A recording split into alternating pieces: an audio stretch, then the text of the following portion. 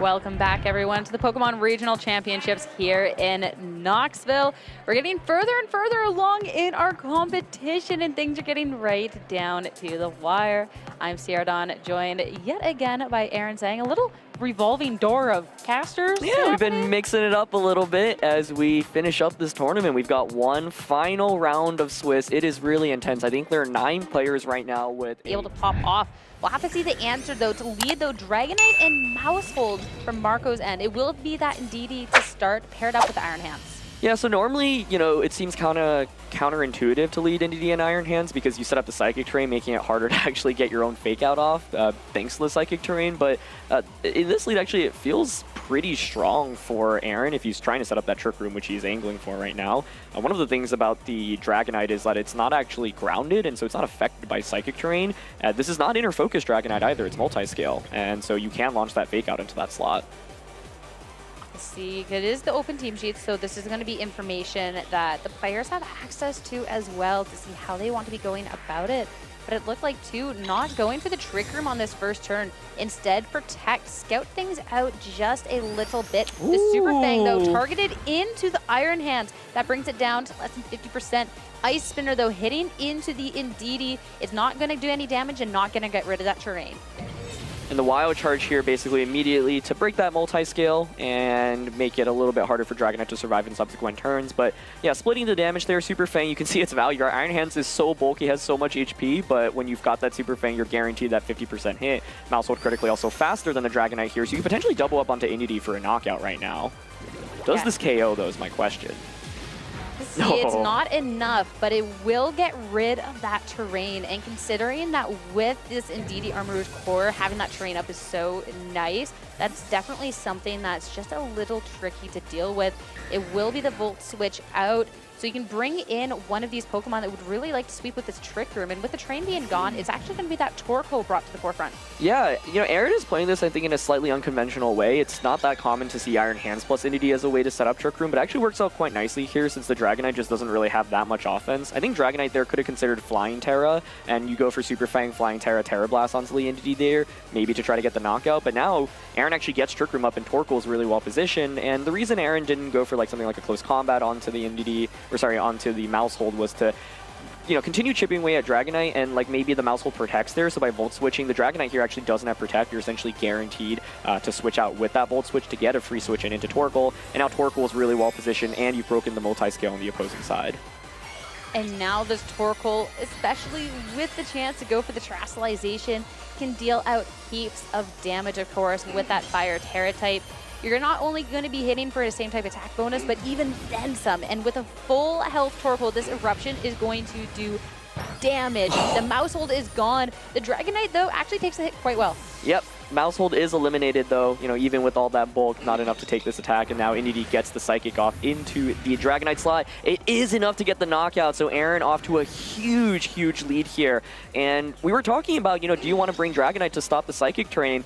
And Aaron's like, you know what, I'm just not going to go with Armarouge early on. You know, I don't really need the Psychic Terrain if I'm not clicking Expanding Force early on and prioritizing this Torkoal instead. Really, really impressive. King Gambit comes out, and what's a little bit awkward for King Gambit here is that it is the Assault Vest set, and so you actually can't protect here either. And so you might be forced to kind of go for a defensive Terra just to try to survive the turn. And, you know, Aaron's Torkoal's Eruptions are still going to do so much damage to both of these Pokemon. So considering the Psychic and the Eruption, King Gambit here actually could go for like Terra and then like Sucker Punch Indeedee, and then Great Tusk could just go straight for the Headlong Rush to cover for this play. So we'll see what Marco ends up going for. You'd have to imagine, though, that there would be the Terastallization this time around, considering the King Gambit not really going to appreciate anything that the Torkoal is thrown out, but still such a strong spot from Aaron.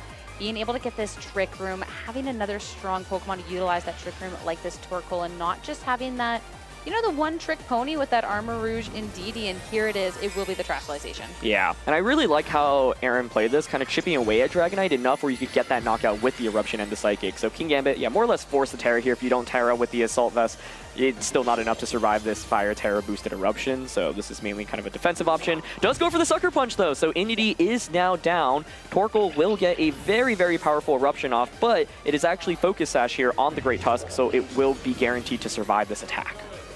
Yeah, and here it is, the Eruption. Still a full health, still a lot of damage. The King Gambit, thanks to the more Terastallization, as well as that Assault Vest, is going to hold on pretty quite well. And now Earthquake to fire back. Won't do anything into the King Gambit as well. A secondary with that, and that Torkoal is taking a lot of damage, but there's still just a lot of steam over on Aaron's end. Yeah, had the potential maybe to go for the Headlong Rush there to deal more damage and get that KO, but the Earthquake would have covered for Indy switching out, and I think it would make sense to kind of reset Indy. But now it's a pretty free fake out in a King Gambit. The King Gambit here cannot go for a Protect, but one thing that is critical is, like, yeah, there's 2 turns of Trick Room left here, right? And you've got Armarouge. That Armarouge also doesn't have Wide Guard, so Earthquake from Great Tusk actually could just knock out every Pokemon right now. And so, yeah, I like the decision to just click Eruption here because you just need 1 HP onto the Great Tusk. And so from Marco's end, like, you know, you can go for like a double Protect right now, try to Protect all the turn of Trick Room, Protect again. The odds aren't going to be in your favor, but if you get it, then Earthquake might just clear actually the entire field. And considering the situation, you got to do what you got to do. So we're going to see that first thing, a Protect, as the Fake Out does hit into the King Gambit slot, since no Protect option available there. Eruption now, I mean, sure, this does a lot less damage, all things considered at this point, but still in the sun, the Terastallization, the fact that the Torkoal can just do a lot of damage is still going to be more than enough to take the King Gambit down. So I think for Marco, you can just go for the double Protect and hope you get it. One really interesting play you could make is self-Volt Switch right now, or like, then the idea is to like switch out. I don't know if Volt Switch would actually KO the Torkoal, so it probably wouldn't work, but the idea was to like KO yourself and then reset, get back in, and then have Fake Out into Trick Room the next turn. But yeah, otherwise you could also just play for, you know, like the 1/3 chance of whether or not you get the double Protect off here, but we're going to see a switch into Armarouge to start. Yeah, a little bit of a safer way of switching the Pokemon around out from Aaron's end, though definitely not as flashy. But he gets the double Protect, though, on the Great Tusk. So that is absolutely huge, playing the odds, and that's going to be so great for Marco Martinez to be able to wait out this last turn of Trick Room. Yeah, that's no more Sun anymore, but more importantly, and Photosynthesis does wear off, no more Trick Room either. Now, my question actually is, does an Earthquake KO Armarouge? Because earlier it was, of course, boosted by the Photosynthesis, so I think the idea from Aaron's end here is, like, I can probably take an Earthquake with the Armarouge, and if Armarouge survives, then it can get the knockout. So does it KO Armarouge? Iron Hands is down. Armarouge does survive with plenty of HP to spare, and it will get the knockout in retaliation with the Expanding Force there. What a first match, though, to start things off. The double Protect just not doing quite enough damage at this point for Aaron to take game 1 here in our final round of Swiss. Ooh, yeah, that attack boost earlier, you know, definitely paying dividends and dealing more damage onto Torkoal. But the main thing here, I think, is Aaron just was off to a really, really strong start. Like, Marco couldn't really deny the Trick Room, and the way Torkoal was positioned in that match was really well done. And, like, Mousehold didn't really... He got a couple Super Fangs off, but in the end, like, wasn't able to actually deny the Trick Room, right? So I think if Marco looks back at that game, he can be like, wow, maybe instead of going for Ice Spinner there, I could have gone for like a move that was slightly stronger, for example. Like, I was thinking that Flying Terra Blast. I was thinking Super Flying and Terra Blast would get the knockout in that position. But yeah, like, you could also consider maybe leading with the Great Tusk immediately. Great Tusk would apply so much offensive pressure if Aaron were to go back to the Indy plus Iron Hands lead. But yeah, I think Aaron clearly understands the ins and outs of his team, right? I think very few players would intuitively find the lead of Indy and the Iron Hands, but the ability to just chip away a little bit, bring Torkoal in the perfect position, and just click Eruption was really strong. And we were talking about Garchomp going into this matchup as one of the other options, so I'm curious if that's considered as an adjustment. But from Aaron's perspective, I think it makes sense because it feels like, okay, if I get Trick Room up, well, then I just have so much pure power. And so from Marco's end, you might have to try to do a little bit better to deny that Trick Room outright by knocking out Indy. And there is like the options too. So even in that game, there was the Ice Spinner on the turn with the Trick Room set up. So it's like, okay, well, the Armarouge doesn't look great here because I don't have that Expanding Force. So I'll just bring in the Torkoal instead. So even if it's a different line of play and the KO on the Indeedee isn't possible in the second game, and it's not done with like an Ice Spinner, instead going for another move, all of a sudden that Trick Room goes up and then the Armarouge can just have a heyday. Exactly, yeah. And so one of the other questions is, if you kind of look at Marco's side of the field, you know, the Pokemon that didn't come out into this battle, that was the Iron Bundle and the Fluttermane. You know, do they have any value in this matchup? And I think it's a little bit tricky for Fluttermane, since it actually can't like knock out Indy that easily, and Iron Bundle feels pretty volatile, especially into a matchup where your opponent has Trick Room. So yeah, I think for Marco's end, you might want to consider, how can I better utilize Terra? Because he didn't really get that much value out of Terra. He was kind of forced to Terra defensively, and that one just to stay in the game. Whereas Ground Terra Terra on the Great Tusk there actually maybe could have pulled something off if, you know, you're able to keep King Gambit around a little bit longer. But it's going to be Dragonite and Fluttermane this time around, so a little bit more offense to start this battle. Whereas over on Aaron's side, it will be that Indeedee Iron Hands lead, the one that worked so well in Game 1, making an appearance yet again. Yeah, so like there's a lot of different kind of options I feel like for both players here, but Indeedee could just go for a potential Trick Room as Iron Hands goes for the fake out onto Dragonite. Could also go for the Protect play that we're seeing here. In Grass Tower, I like it. And Wild Charge, the idea is to try to, you know, do a lot of damage to Fluttermane immediately. I think the expectation that Aaron has here is, okay, you know Trick Room is a really big problem. You're going to double up onto my Indeedee right now. Yeah, exactly. You want to make sure on Marco's end that you can try and take care of the Indeedee and Aaron. I mean, it's going to be about making sure if you want to be going for something like Trick Room that you can get that set up into that next turn. Yeah, I think this is Aaron really recognizing how much pressure that he's applying with this lead and recognizing like, hey, like I don't necessarily need to just set up Trick Room immediately, but we are going to see the Terra from Dragonite. So I think it's pretty unlikely Terra Blast is going to go into the Iron Hands, but maybe Marco's like, you know what, you protected Indeedee early in that last game. If he makes this call and doubles up onto the Iron Hands with Terra Blast and Moonblast, that would be an absolutely incredible play. It'd give Marco a very huge lead. So let's see if he called it, because I think Aaron's expecting just to double up onto the Indeedee slot here right now. What is the same thrown around every regional? You have to buy a ticket to win the raffle. There's the Moonblast to start, though, and so... into the Protect. Yep, there it is. So that's not going to be able to do anything this time around. The Terra Blast, so almost there. It will be the Terra Blast for the damage, but instead hitting into the Indeedee as well. So great Protect.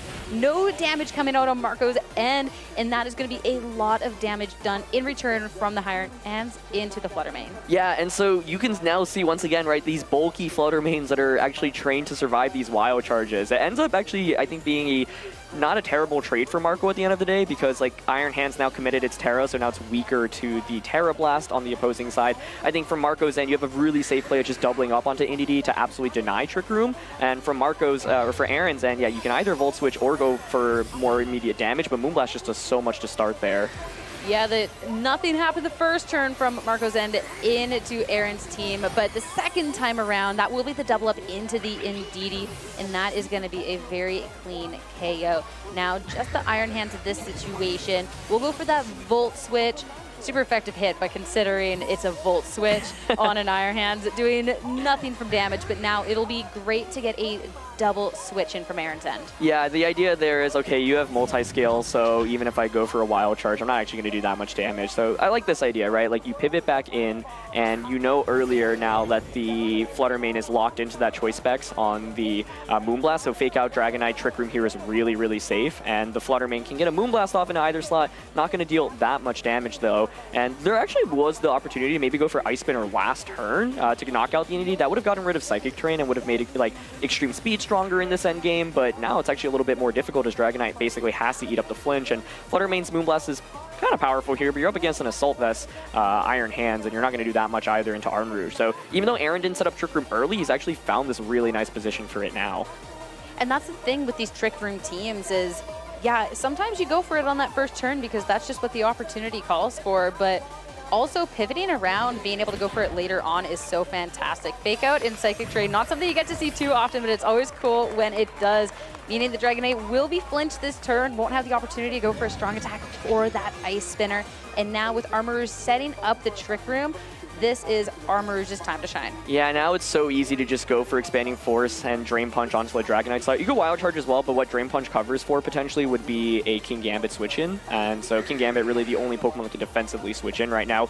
Neither of these Pokemon can protect either. So for a player who's using Trick Room, it's kind of the dream scenario. But really amazing awareness by Aaron. I think a lot of players would try to be tempted to just set up Trick Room immediately. Aaron's like, you know what? I can like force you into a tougher position to begin with, kind of force the Terra out from Dragonite, force the double up, and by setting up Trick Room now, he's in a better position where he gets more turns of Trick Room to work with, and he's committed his opponent's Terra, and he knows what Terra type the Fluttermane, or sorry, the Dragonite is. And so we're going to see the switch in. It is that King Gambit coming out. It would have been a great call if it was going to be the Dream Punch in, but the Wild Charge still going to be dealing a good amount of damage into that freshly swapped in slot. The Expanding Force, though, is not going to be doing anything to it, of course, as the Dark type will completely be immune to that, though. The Flutter Mane, not as lucky. Yeah, and the argument there to basically go for Wild Charge is, what if Dragonite actually hangs on from this Expanding Force plus Drain Punch combo? Drain Punch doesn't do very much into the Dragonite. Then the Dragonite can get a, same type attack bonus, Terra boosted Terra Blast into the Iron Hands. Let's Grass. Like, that's kind of a disaster. So, the idea is to play a little bit safer there. Still 3 turns of Trick Room to work with. You do have to break through the Focus Sash on Great Tusk, but the King Gambit slot is left basically completely exposed right now. So, yeah, Drain Punch onto that slot is really safe. Iron Hands is actually looking like it can potentially just clean up this game because it does wall the Great Tusk decently well. And so, I think from Marco's end right now, you might have to switch that King Gambit out, reading the kind of Drain Punch and protect the Great Tusk to try to stall out another turn of Trick Room and go from there. But what's hard for Marco is that he doesn't have Protect on King Gambit or the Dragonite, and so you can't stall out Trick Room that easily. And that's the thing in having such an aggressive team, when you're having something that just hits hard, or No you're having that Assault switch. Vest, no switch, you don't have any protects available in the Drain Punch.